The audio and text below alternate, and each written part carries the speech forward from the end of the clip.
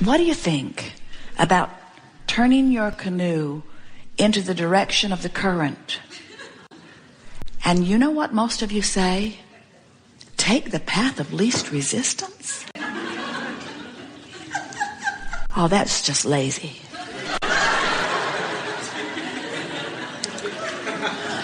And we say, you didn't come forth to prove anything. You didn't come forth tensed against injustice in order to right it, or tensed against unworthiness in order to find worthiness.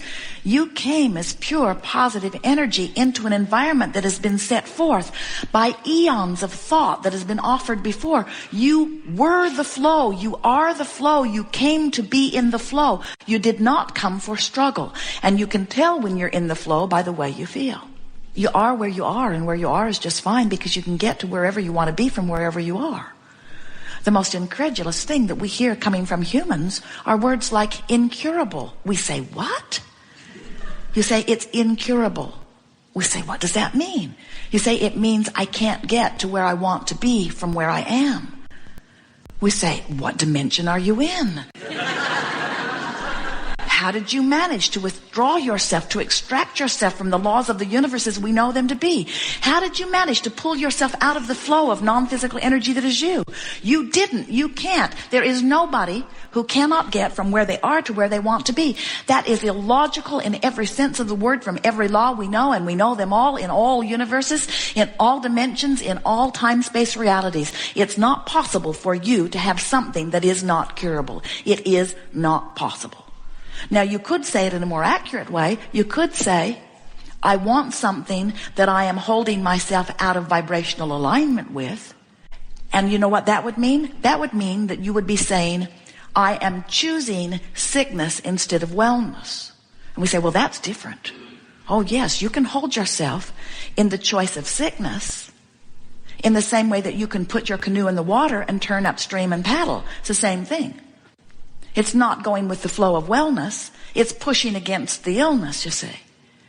But when you understand that it is natural for you to be well and natural for you to have abundance of all things, and you begin to relax and go with the flow, now every journey becomes quantifiable. And so when someone tells you that what you have is not curable, you want to say to them, in what reality are you speaking? Because in my reality, I can get anywhere I want to be from wherever I am. I just have to get pointed in the right direction. And dear doctor, it sounds to me like you're not it. They mean well. They've just forgotten. Sometimes humans spend so much time looking at what they don't want that they train themselves into a vibrational pattern of that. And bless your hearts, we know that it is just so annoying to be in that vibrational pattern with law of attraction responding to it. So everything in your world looks like that, and have some freak from non-physical dimension who doesn't have rent to pay or a body to tend to tell you that you can be or do or have anything you want. We know it's annoying.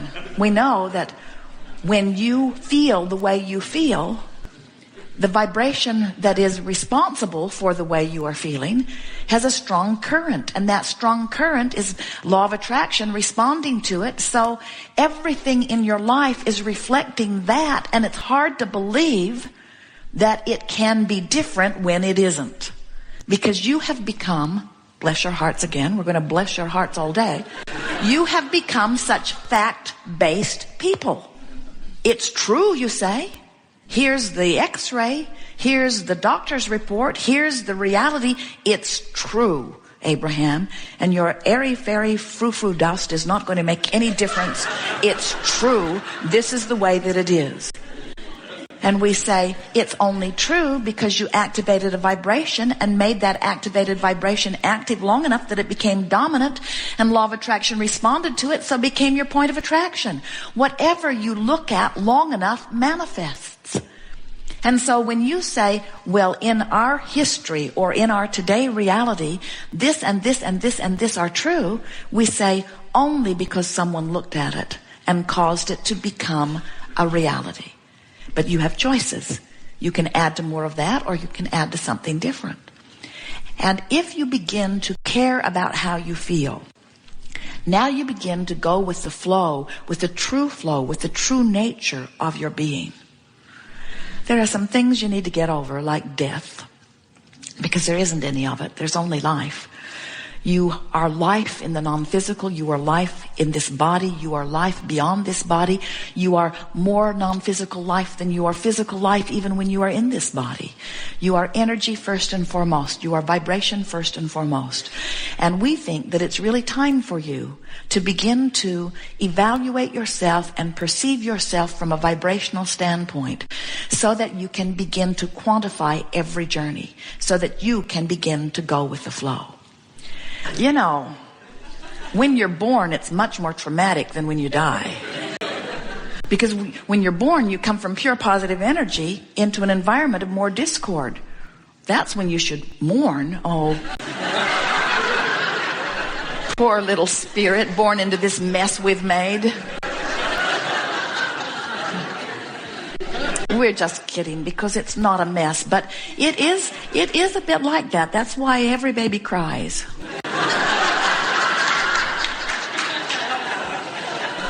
And for a moment says, "Oh God, what have I done?"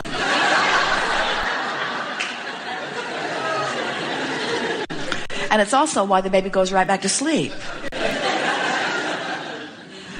So here you are in your physical body, and you've been here for a while, and you have adapted to less than pure positive energy. Oh, you find it sometimes. We see you. Your heart's sore. You fall in love. You appreciate. You meditate.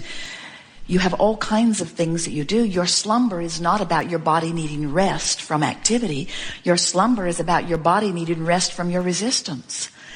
And so as you slumber and you withdraw your focus, or as you croak and you withdraw your focus, you return to pure positive energy. But we want you to realize that you don't have to croak or go to sleep in order to stop the negative resistance within your vibration.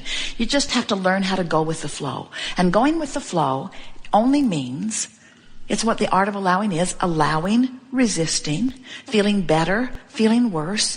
And in every moment you have that choice. In every moment you can dramatize something that makes you feel better, or you can dramatize something that makes you feel worse. You can emphasize something that makes you feel better, or you can emphasize something that makes you feel worse. And as that becomes your dominant intention, nothing's more important than the way I feel. And my dominant intention is to look for something that makes me feel good. I'm going to do whatever I can do to feel a little better. I'm going to look for the best feeling thought I can find. Not the best feeling thought I've ever thought, not the best feeling thought anybody's ever thought, but the best feeling thought I can find right here from where I am. So let's say you're in depression. What's the best feeling thought you are likely to find from there? Joy? Ecstasy? Hardly. Law of attraction is not giving you that data selection. You can't set your radio dial on 6:30 a.m. and hear what's being broadcast on 98.7 FM. The frequencies are too far apart. And if you're depressed, and friends, it's fine if you are, because where you are is where you are, and nothing is incurable, and you can get from wherever you are to wherever you want to be. But what is the logical thing, the next logical step? What's the best feeling thought that you will probably find, and what's the feeling that will come about if you are in depression or if you are in fear? The best we could hope for under those conditions is something that you would call anger. And if you really want to know, it's more likely that you'll find revenge first. Revenge, rage, anger, they don't feel very good, but they all feel better than depression, don't they? When you're depressed, you feel powerless. And when you feel revenge, you're getting some of your power back. And the reason that it feels better is not because you've gone all the way into full connection with who you are, but you feel better because you're on your way into full connection with who you are. There are lots of emotions along the way, and you know, because you've been all up and down it on a lot of different subjects a lot of different times. But what most of you don't know is that you have control of those emotions, because you have control of how you focus. And if you will care about improving, if you will care about the relief factor is the best awareness that you will ever have about whether you're going with the flow in your canoe or whether you're paddling upstream.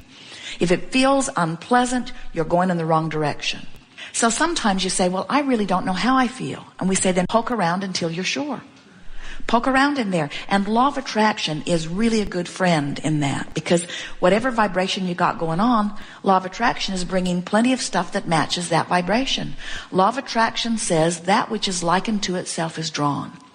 So if I've got thoughts going on that feel awful, and I'm beating the drum of those thoughts, I'm beginning to cause an activation of a vibration that is, by law of attraction, getting stronger and stronger and stronger and stronger and stronger and stronger. The attraction factor gets stronger and stronger and stronger and stronger and stronger, until eventually things that match it start to manifest around me.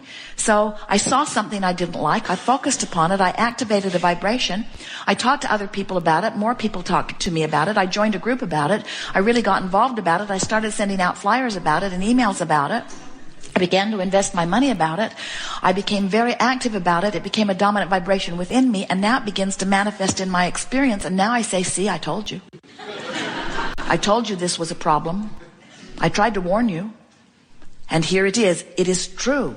It was a problem. And we say it was a potential problem that you turned into a reality because you cared more about justifying your belief than you did about how you felt and your willingness to move up the emotional scale.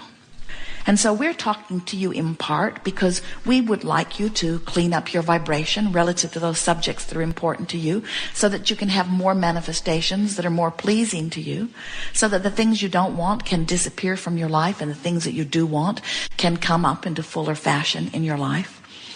But it really is not because of the manifestation that we are speaking to you so fervently here today. We talk to you in this way because we know the sensation of going with the flow.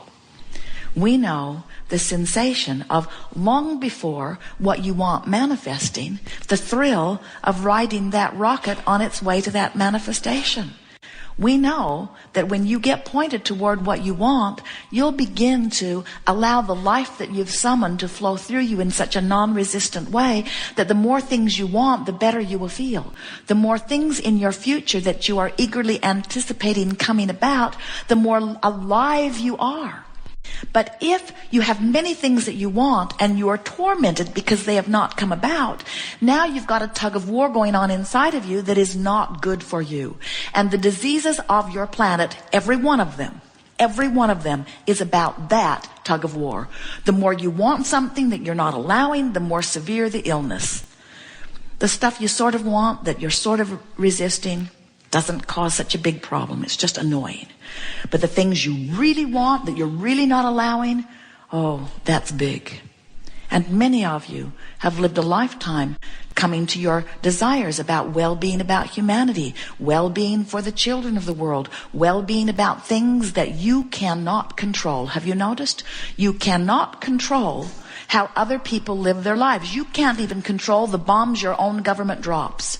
You can't control what they do with your dollars. You can't control who is voted in. You can't control. You individually cannot control those circumstances that you think you need to control so that you feel better. That's a big part of what is uncomfortable in human race. You feel good when you look at that, and you feel bad when you look at that. And so you say, let's make more of that and let's get less of that. And so you build walls. You try to patrol your borders. Oh, it is so delicious when things begin falling off their economic weight. It is so delicious when finally you begin to understand you've got no choice but to go with the flow. You have no choice but to go with the flow. And if you will decide that you're going to go with the flow, then you will stop torturing yourself. So when we say you have no choice but to go with the flow, does that bother you? It shouldn't when you know what the flow is. The flow is well-being. The flow is love. The flow is outrageous abundance. The flow is well-being. That's the only flow there is. So, we are eager to talk with you about anything that you want to talk about. It will unfold perfectly. You'll notice an uncanny unfolding because, after all, you've been living your lives and you've been sending your rockets into your vibrational escrow. So this meeting has gathered even before you dragged your physical bodies here. In other words, who you are, what you are about, where you are, what you are ready to hear, what you want to know is all known.